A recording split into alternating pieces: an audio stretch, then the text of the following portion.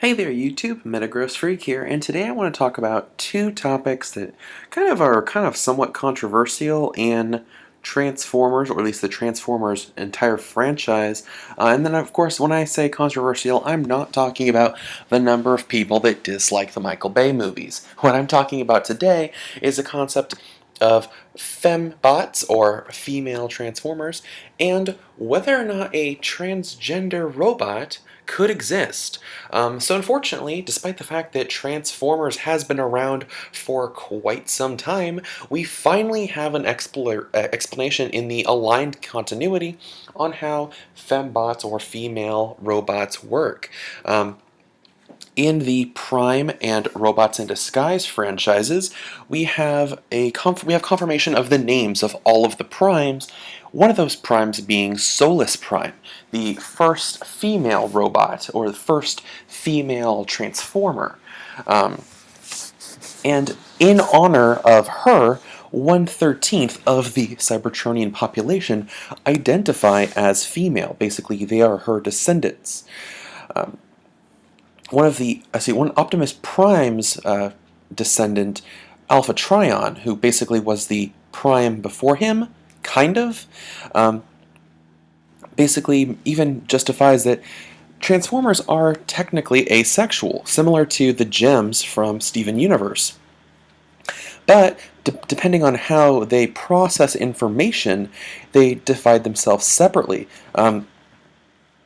Alpha Trion says that Solus Prime required the unique cognitive structure in order to create the creation lath. If you're familiar with the character of Solus Prime, she's essentially kind of like the Vulcan, the character of Vulcan, or basically the creation god, the Prime who creates all of the powerful tools and weapons that the other primes use.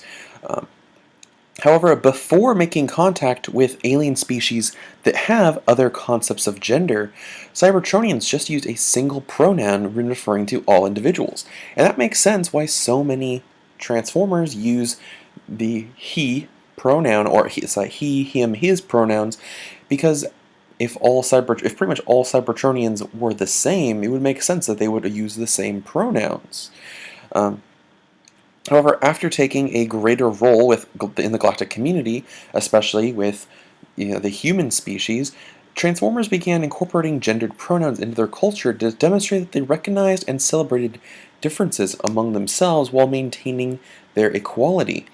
Alpha Trion even breaks the fourth wall to apologize to any readers who might feel insulted by the 1:12 gender ratio. So basically, before expanding off of Cybertron, all Cybertronians just identified using the same pronouns. However, once they became a spanning galactic series, this could be referencing, of course, to Cybertron, the Cybertron cartoon, and other continuities where basically Cybertron has colonies.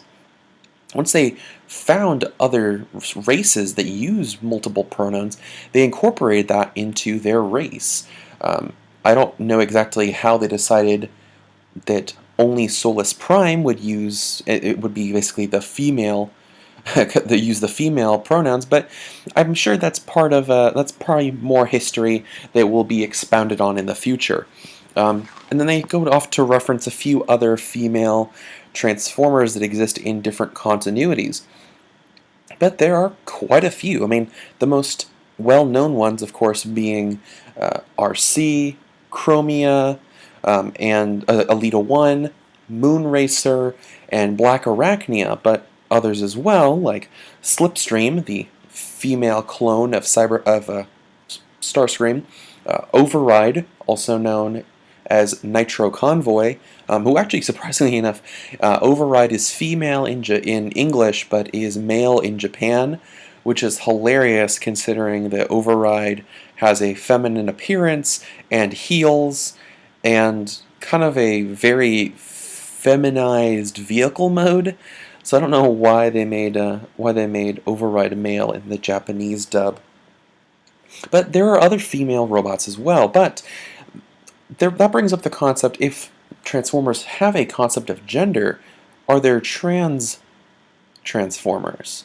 This was covered in the Vector Prime blog, the Ask Vector Prime blog, asking if there were transgender Cybertronians in the Axiom Nexus. Now, if you're not familiar with the term Axiom Nexus, this basically is in reference to the different dimensions. Basically, each, similar to how Marvel and DC have different parallel universes to reflect each series. For example, there's Amazing Spider-Man, Spectacular Spider-Man, and Ultimate Spider-Man, just to name a couple.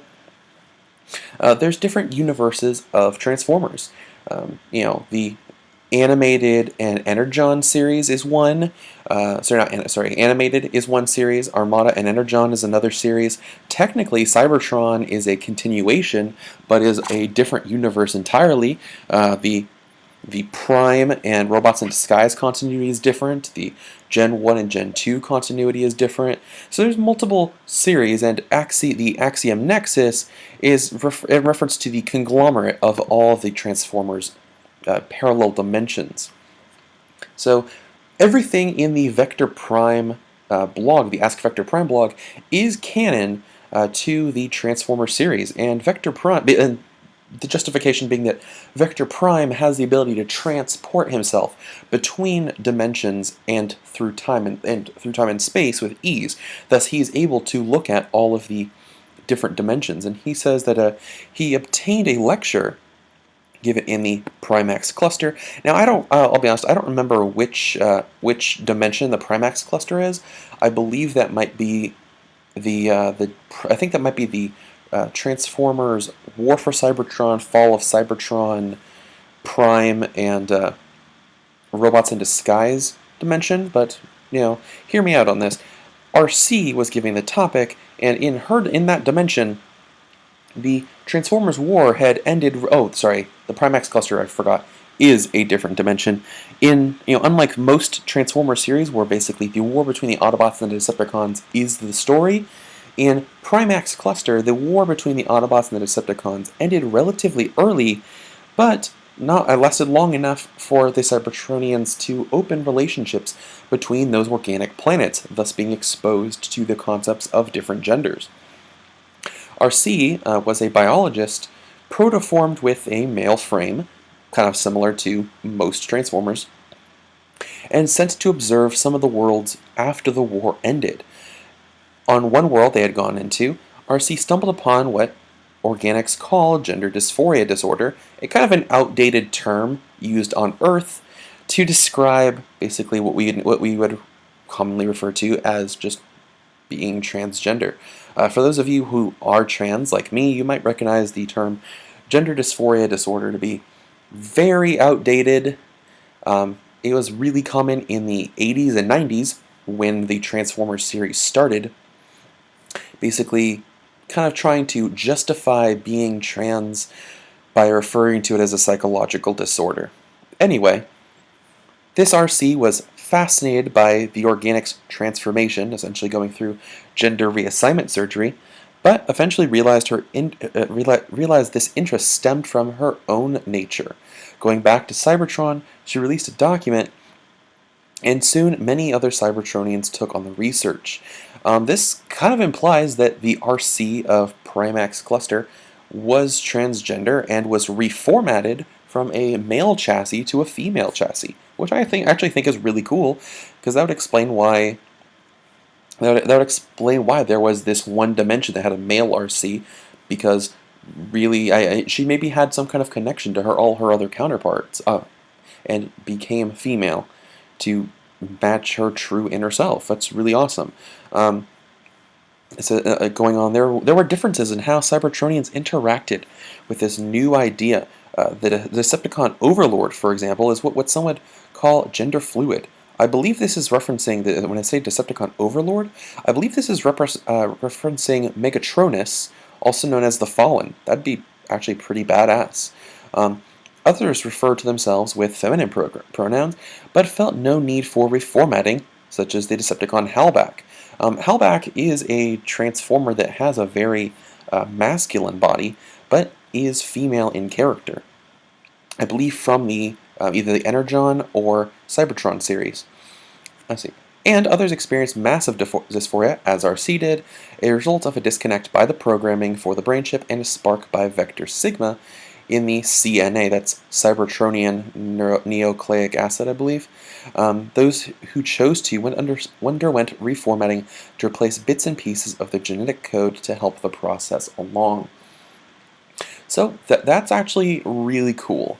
These two pieces together, the prime continuity, being Prime and robots in disguise, justifying why there are so few female Transformers, as well as this explanation, which is canon, from the Ask Vector Prime blog, explaining how essentially transgender or gender dysphoric characters in Transformers basically work, explains so much about why Transformers is a predominantly masculine series, or at least has predominantly masculine characters. Unfortunately, a lot of this is relatively new. The Prime continuity is the latest continuity, and you can see that this Ask Victor Prime post came in December 23rd of 2015.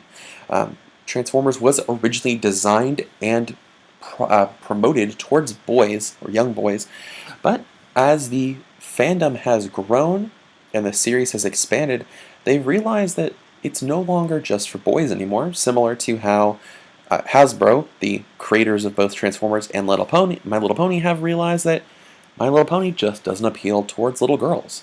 So I think this is really awesome, and it also makes it a lot easier. It makes it a lot easier for people like me to see ourselves in these characters. You know, the fact that there are so few female characters, of course, referencing that, well, yeah, it's not that necessarily that just women or female Transformers don't exist, or that they're a rarity. I mean, they are technically a rarity, but they set themselves apart. They have higher cognitive functions, explaining also, too, why a lot of the female Transformers seem really, really smart, while all of the male Transformers are kind of idiots who just rush into battle without thinking. And this post here from the Ask Vector Prime blog also kind of establishes that maybe more female Transformers may be on the way as the Cybertronians learn more about how to identify themselves, and they try to expand and better define themselves. Some older characters that were previously male may become female in the future, kind of similar to I'm thinking kind of like a Poison or a Goombella or a Birdo kind of situation where they were male, but then they were like, you know what, we're female, or not Goombella, the female ghost from Paper Mario. But they were originally born male, but realizing that that's not really definitive of them, and changing during the events of the game, saying, this is who I am now, treat me like this. That'd be really cool. Anyway, let me know what you think in the comments below about the concept of the gender ratio between male and female Transformers, or regarding the concept of transgender Transformers. I've been Metagross Freak, and I hope you found this video to be interesting. Stay tuned for a future video about the missing key from the Transformers Cybertron series, the Planet X key. Thanks, and I'll see you all soon.